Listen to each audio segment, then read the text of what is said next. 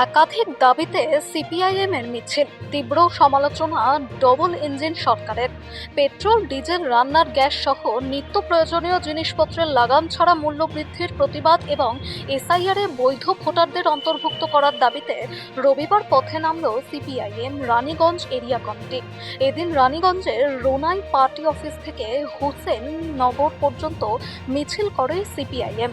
মিছিল শেষে সংক্ষিপ্ত সভায় বক্তারা বিজেপির ডবল সরকারের তীব্র সমালোচনা করেন।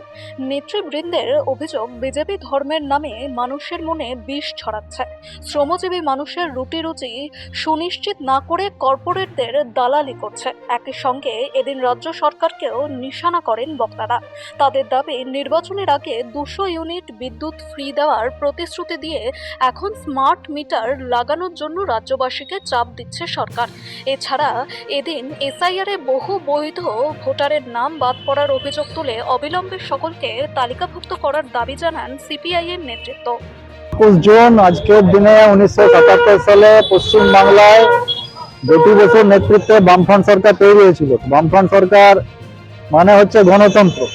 বামফ্রন্ট সরকার তৈরি হয়েছিল মানুষের অধিকার দেওয়ার জন্য। গরিব মানুষ, মেহনতি মানুষ, 90% মানুষ, তারা যাতে সমাজে মাথা উঁচু করে বাঁচতে পারে, তারা যাতে নিজেদের রোজগার করতে পারে, তারা যাতে সম্মানের সঙ্গে বাঁচতে পারে, তার জন্য বামফ্রন্ট সরকার তৈরি হয়েছিল।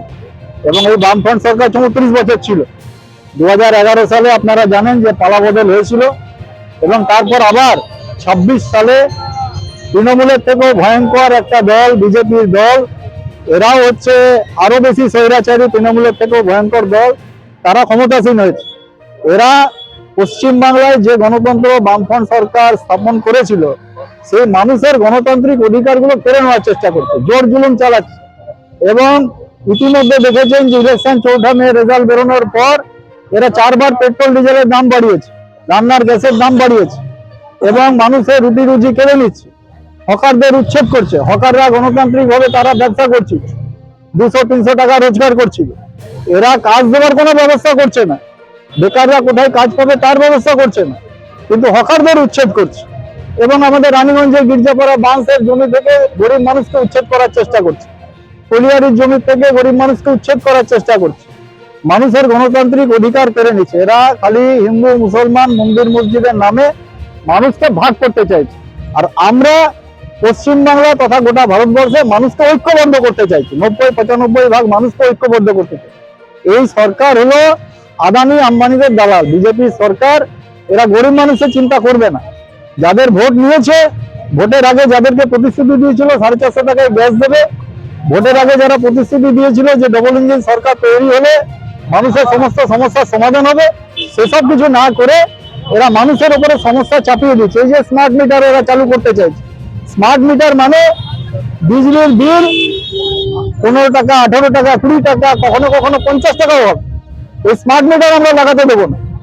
আমরা বলেছি স্মার্ট মিটার মানে মানুষের যে বিদ্যুতের বিল এখন আসছে 500, 700, 800 টাকা যাই আসছে, সে টাকাটা 3 গুণ হয়ে যাবে।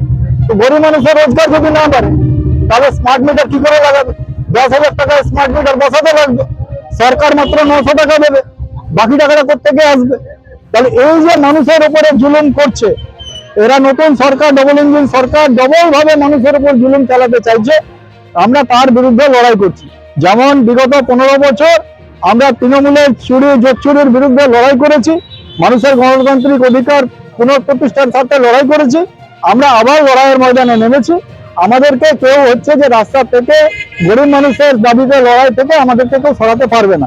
আমরা বিজেপির বিরুদ্ধেও লড়বো, নয়া ফ্যাসিবাদী যে শক্তি, উগ্র দক্ষিণপন্থী যে শক্তি, আমরা তার বিরুদ্ধেও হচ্ছে লড়াই জারি রাখবো। হিন্দু মুসলমান সমস্ত আপামর মানুষকে সঙ্গে নিয়ে আমরা লড়াই করব। এবং এসআইআর থেকে যে মানুষের নাম বাদ দেওয়ার চেষ্টা হচ্ছে, সেই নাম যাতে পুনরায় হচ্ছে ভোটার লিস্টে চাপানো যায়, তারও ব্যবস্থা আমরা করছি। আমরা সেই জন্য মানুষকে নিয়ে লড়াই করতে চাই। আমি সুপ্রিয় রায়, পার্টি এরিয়া কমিটির সেক্রেটারি, সিপিআই।